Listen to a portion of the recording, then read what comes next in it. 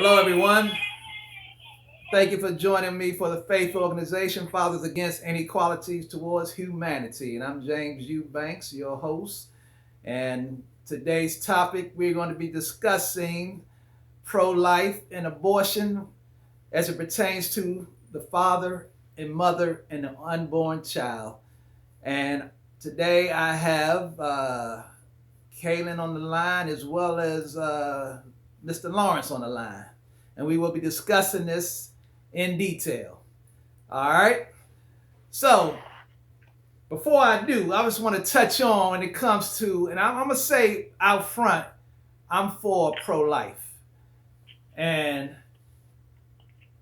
the two individuals that I have on the line are one is pro choice, correct?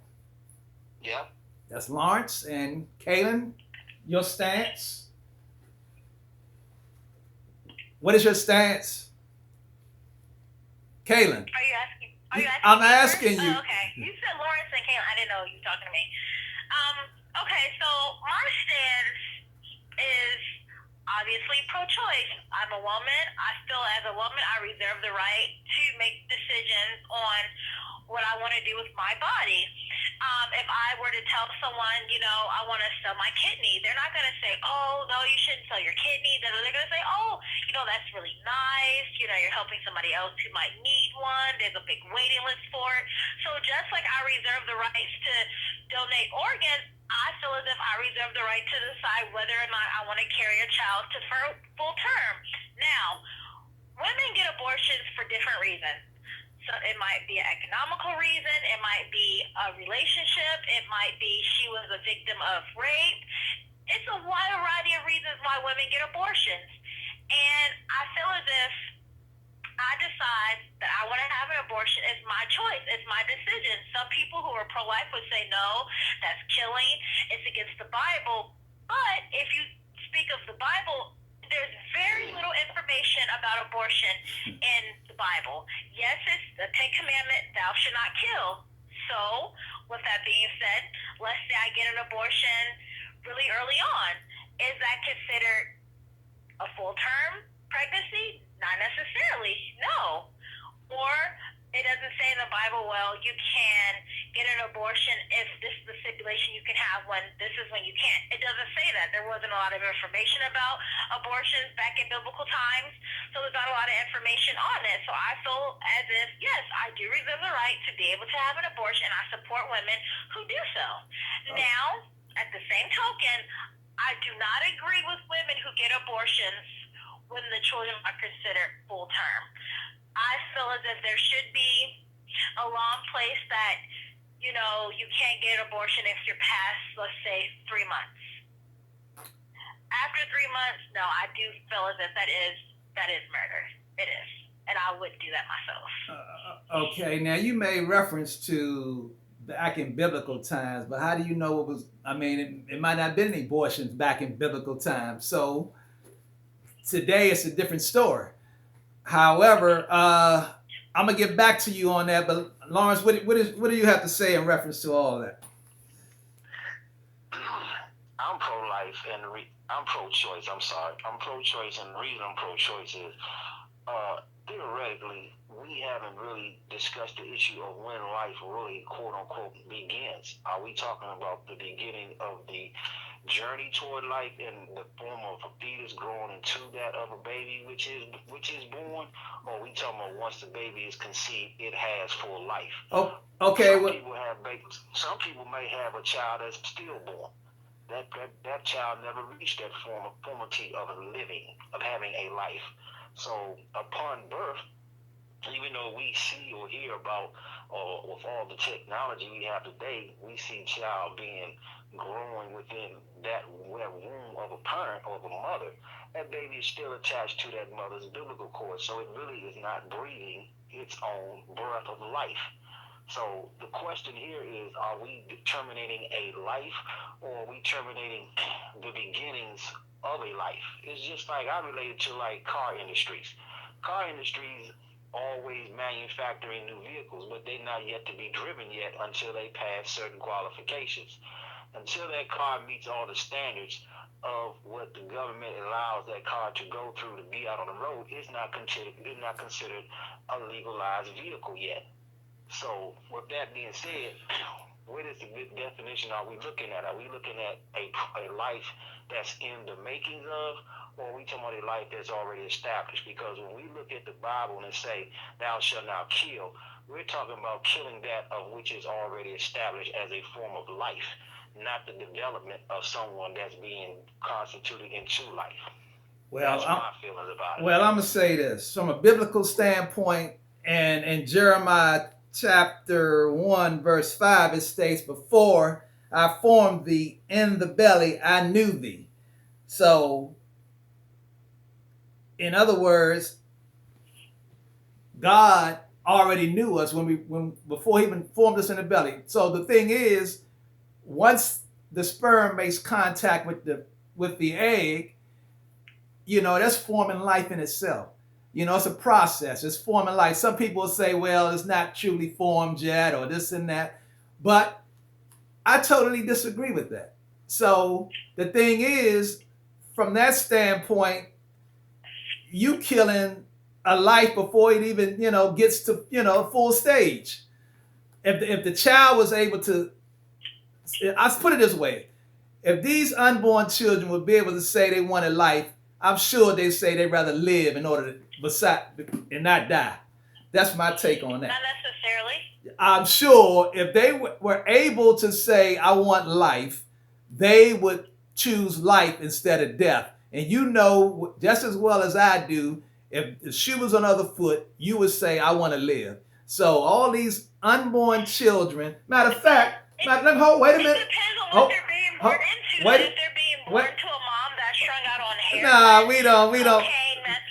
No, but we're not talking about where they going, after they get here. I'm talking about right now. Let's look at 2017. In 2017 alone, there were approximately 862,320 abortions that were performed in 2017. Come on now, almost 1 million. When we talk about 2019, 42.4 million babies were killed by abortion. And that's last year. Now we talking about everything else that's going on in this world with the viruses and this and that. Come on. All I'm saying is this is murder. The way I look at it. So. Okay, do you consider it murder if a woman gets an abortion before the fetus is able to live outside the womb?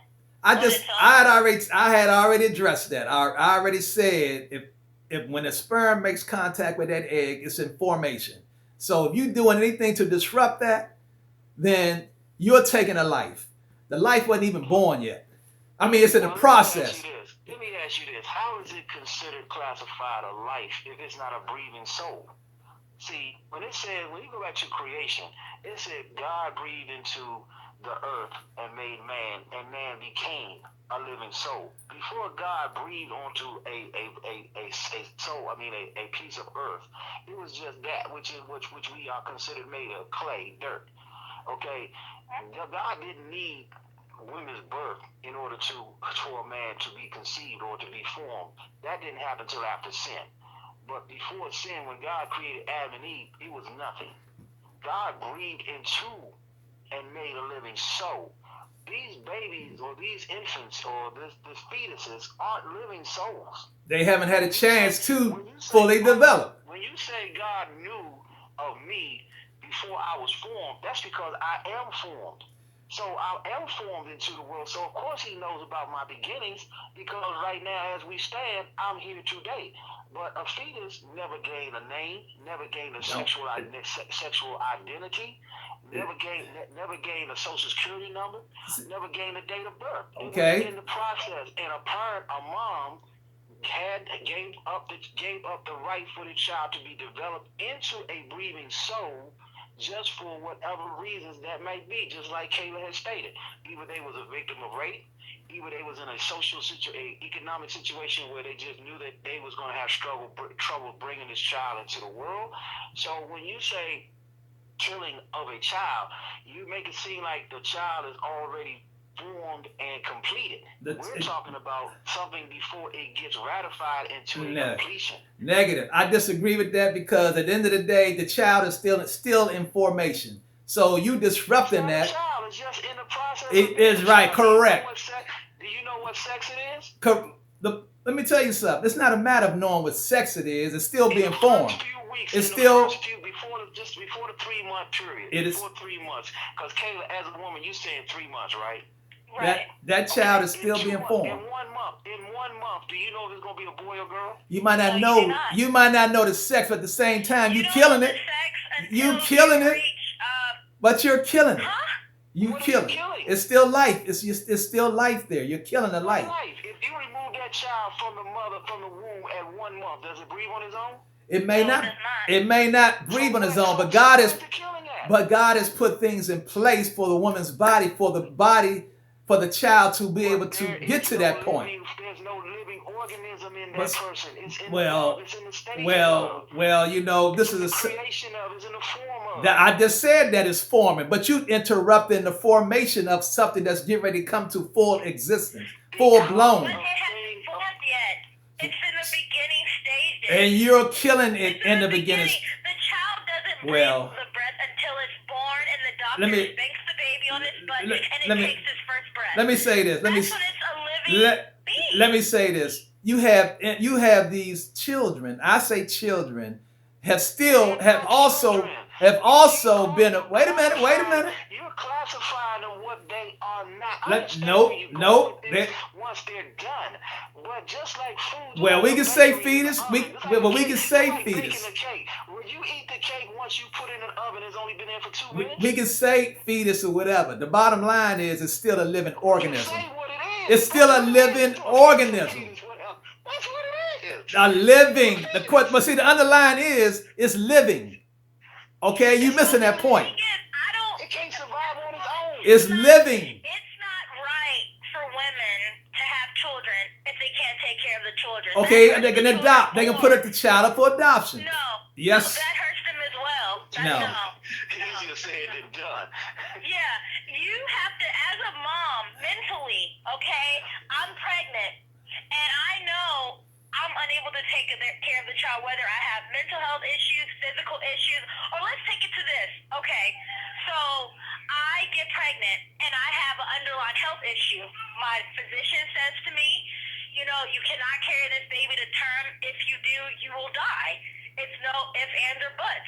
Would you tell me, no, you need to have your baby because you're pro-life, and then I die, and then I leave my husband here to raise a child by himself? All I'm telling you is that What this- would you say? this- What would you tell your wife if you were in a situation like that? Would you abort the child, or would you say, you know what? I want you to have this baby. I know you're going to die, but because I'm pro-life, I don't want you to kill the baby. I want you to sacrifice your own life. But see Would you now, tell your but wife that? see now, you talking about a percentage rate that's low. Okay, on that. Now That's not low. now you That's talking. not a low percentage rate. You talking about now? I'm not bringing up the statistics on that right now. However, the thing is, what do you have to say about millions of children being killed every year? These are not just fetus. Okay, we're talking But about they are. we're talking about these innocent, and I say children. Lawrence might disagree with me. However, these are living organisms. Okay, the bottom line is they're being murdered, and that shouldn't be. And Okay. I'm glad they're Not putting being in place. Because if a woman is, let's say, 2 months pregnant, even if she's 3 months pregnant, and she is a victim of a homicide, the person is not going to be charged for 2 counts of murder. They will only be charged with 2 counts of murder if she's past 6 months pregnant. It all depends on certain states now. You know, certain states have different laws now. Well, Like in New the York. state of the District of Columbia, you can get an abortion up until the time you deliver. Well, not in Then New York. before you I want to deliver. go back to the term the contrast of statement she made that you kind of avoided, and that was, what if you had a choice between her living through dying in the process of trying to complete the term, or she living by having an abortion? you kind of omitted it by going back saying about killing children. Now, which one would you prefer? Your wife to sacrifice her life in the midst of trying to carry full term, or the child being aborted for the sake of the wife's life? The thing is, right now, I mean, I'm not going to address that at this time. All I'm saying is, all I'm saying is, there's a life that's already living that could die I in the understand. process of I trying to truly life to understand something that. hasn't existed. I So truly. that's not a special case in a situation. I'm like not that, saying. along I'm with not. somebody who's been raped. I'm not downplaying it. I'm not saying it's not a special case. However, it's just one of those. That's for another topic. I'm not addressing that particular point right now. But this is the topic of abortion. Would you tell her to abort the baby? Well, all I'm saying is, at this point, is a person doesn't know unless they're in that position with their husband or wife. All I'm saying is, the thing is, I'm addressing the issues. I'm addressing the issues right now of the abortions that are happening on a daily basis, and women are aborting these children. And some of them, women who are using abortion as a form of birth control. well, not just that, not just that. I'm just talking about women that going to the abortion clinics, getting abortions. But there's different types of women that are going to abortion clinics. There are some women who are going there to use abortion as a form of birth control, like Lawrence mentioned. There are women that are going to the abortion clinics because they have drug problems. I There are women understand that all are that. going because they're rape victims. There are women, they're going for different reasons every single day. So it's not just one reason. While, women are getting abortions, there's a wide variety of reasons. I truly understand that. Medical reasons, economic reasons, they're victims of rape or whatever. At the end of the day, the thing is, those children can also be put up for adoption as well. So if my daughter is 13 years old and she's a victim of rape and she becomes pregnant, we found out that she's pregnant when she's, let's say, 2 months pregnant, you would give me advice and tell me I need to tell my daughter she needs to have the baby? Well, you know what? That's killing? You know what? And she's 13? That could put a mental strain, a mental issue on her later on too in life, So it's not always a smooth transition. Sure, let's take you down to the clinic and get you an abortion. And then everything's going to be peachy clean after that. No, it's not that simple. No, she's going to have mental scars because she was a victim of rape at 13. But now you're telling me to tell her to have her rapist baby, so she's going to have a constant reminder of a very traumatic moment in her life by having a child. That's a product of that. Well, is that what you're saying? All I'm saying is that baby could be put up for abortion as well. I mean, for adoption as well. So you want a 13-year-old to go through a whole pregnancy, carry a child to term. Now, mind you, she's 13, so her body isn't even fully developed to carry a child. So you want her to carry a child to full term, give birth to a child at 13 years old, and have a baby, and then put the baby up for adoption. Hey, all I'm saying is that's individual choices. I can only take it from my stance, from my point of view. I can't speak for you. As a person of pro-life, you pretty much are putting all this onus on the female because it's a female's choice. But we're gonna get to the male. A male has had a lot to do with the female's decision. I'm gonna get to the male. At the end of the day, the female is going to be held at the end, as you pretty much is putting it as. A female is going to end up being held for the decision of a person's life to have been exposed. Terminated. Wait a minute now. I'm gonna get to the father because the fathers have rights as well. Okay, you have fathers that don't even know that they do have a child because the mother keeps that information away from them a lot of times. So, are you talking about a child was once born, or are we still talking about a child that's about to be aborted? It could be a child that's in the process of being born. I mean, almost, but at the same time, there have been a lot of incidents where its fathers don't even have a say-so in the matter. So, if the mother wants to get an abortion, she can go ahead and get an abortion. The father can't do nothing about it. So there you have it. Because it's not his body. Last time I checked, I mean, who our bodies belong to? Huh? Well, Well, if we're talking about in the sense of what you're describing, pretty much in a sense, you're talking about a decision that a single woman is making versus a woman that's married. A married woman wouldn't 9 times out of 10 is not gonna make that decision on their own. And that's right. And I'm talking about a single. I'm talking basic single. Who got caught up in either an extramarital affair or got caught up in a one-time thing, in which turned it out to something that be a lifetime commitment, is going to make that decision, is going to make that call, and they don't want that type of call. They don't want that type of burden upon them, because that's not their significant other, whatever the case may be. They might got caught up in a situation where they end up having sex, unprotected sex, at a party or whatever. Now one thing led to another, and then that person is expecting. I understand that. Don't want this child because he's either already married or he can't afford it physically, financially. So why put that burden on each other by just terminating the process? Wait a minute now, you just. Let's go to the fact that if some women get involved with men that are, let's say they're married, or they're in the military and they're having an affair, she gets pregnant, he's like, if you don't have an abortion, I'm going to actually kill you. That's not all the men, though.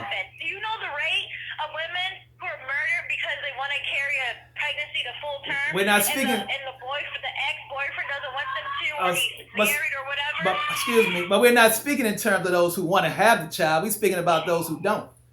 That's what we're talking about. We're talking about those who don't. We're talking about the women that don't want to have the child. She's drawing the illustration that she's the person, the girl or the female don't want to have the child because she's been threatened that if she do carry this term, he was going to take matters in his own hands by killing her. Well, you're talking about a situation where this father wants his child, so he's angry because she wants to get rid of it. So that's a different situation. No.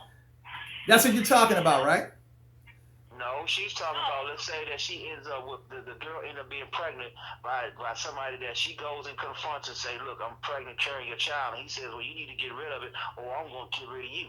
Okay, but we're not... She's pretty much drawing the illustration. Just like the detective we had not too long ago who had an extramarital affair with somebody he met at a club, and the girl threatened to take him to child support. He killed her right in the park. Okay, but I'm not... And the baby. Okay, but I'm... Baby in the car seat. I understand that, but I'm not speaking in terms of that. I'm speaking in terms of those fathers, responsible fathers out there that want to be a part of that child's life before he's... No, you're talking about abortion. That's correct. That's correct. To an abortion every day. I am talking about that. And I'm talking about the fathers that would like to be a part of that child's life if they could have that opportunity. That's what I'm speaking about.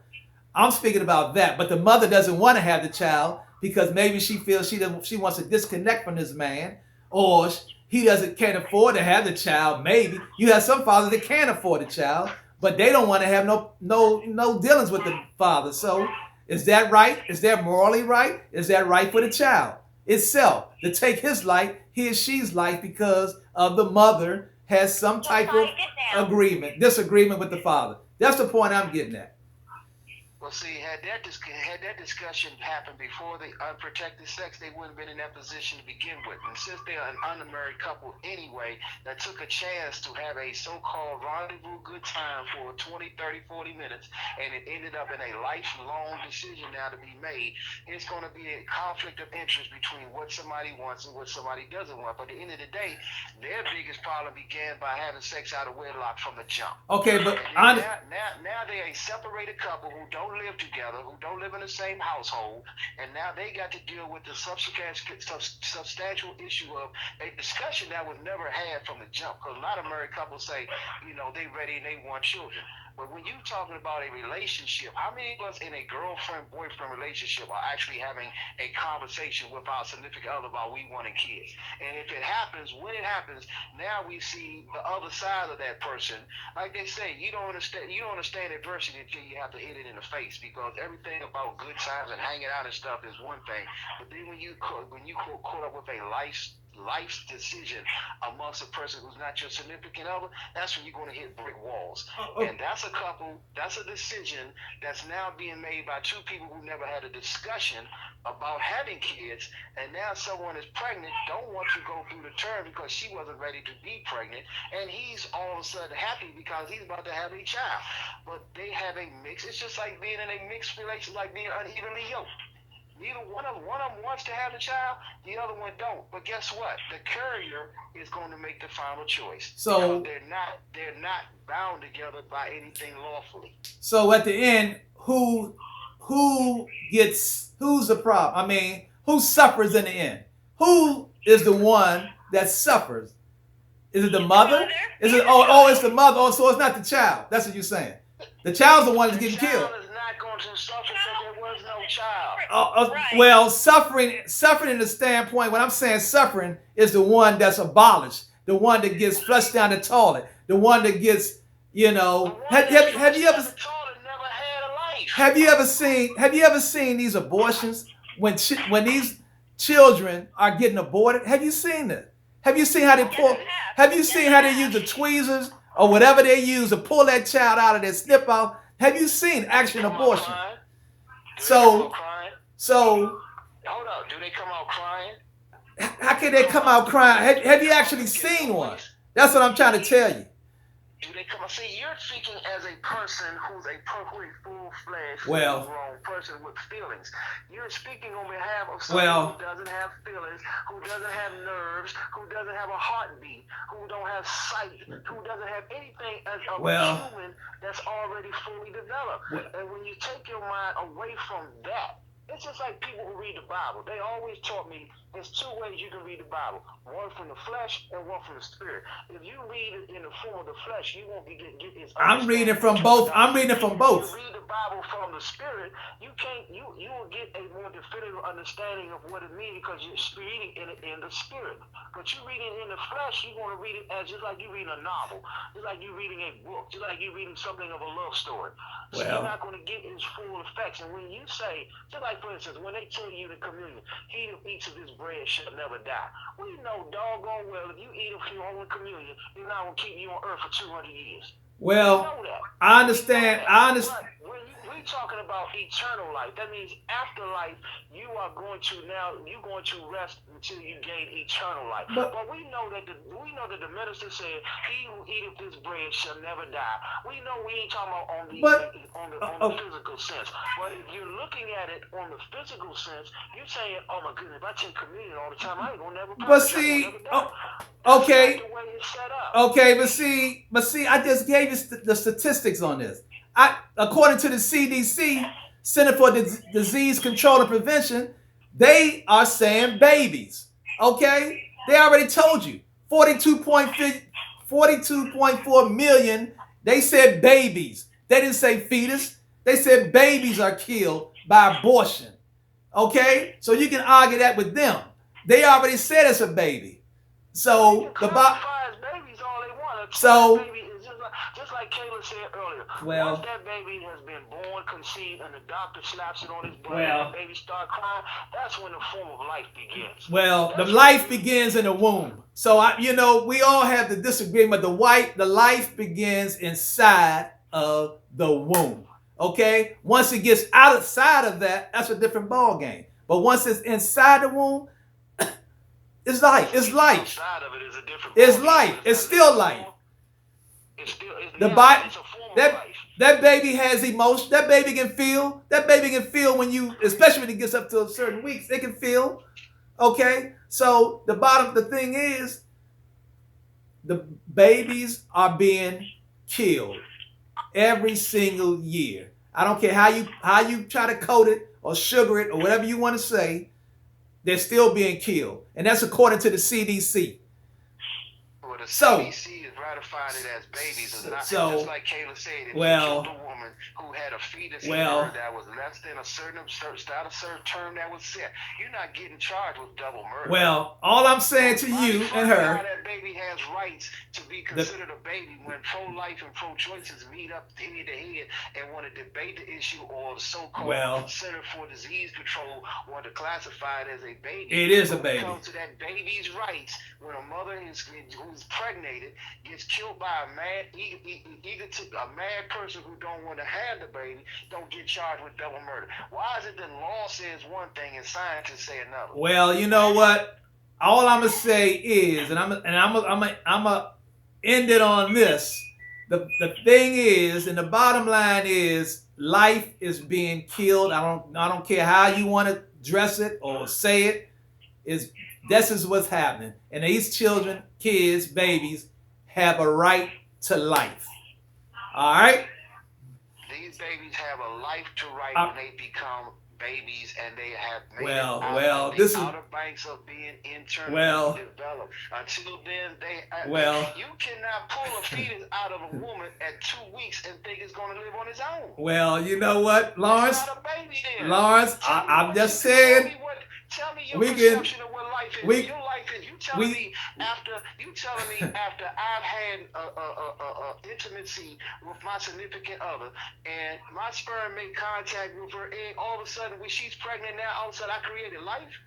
That's what you telling me? I told you already when life was formed inside the Difference womb. between the So- beginning of and the formation of and the ending of. Well, James, the 2022 Well- Cadillacs, Oh, the 2022 Cadillacs well- right now are in discussion, but they haven't been done Oh. yet. They're in the process of. Can I go drive one now? okay, well, you know, hold that thought. I'm going to let Kaylin get her final say on this matter because this can go on and on and on, and we don't have that kind of time. So, any final remarks? By the way, this is very good, especially this time of age where I can't go nowhere. Any final remarks, Kaylin? Kaylin, your final thoughts and remarks on this subject. I can't do nothing because you got a no good president. Lawrence, Right. let's let Kaylin have her final say. Any final words on this before we end this segment? Yeah, I mean, just to back up what Lauren said, life isn't life until it's actually life.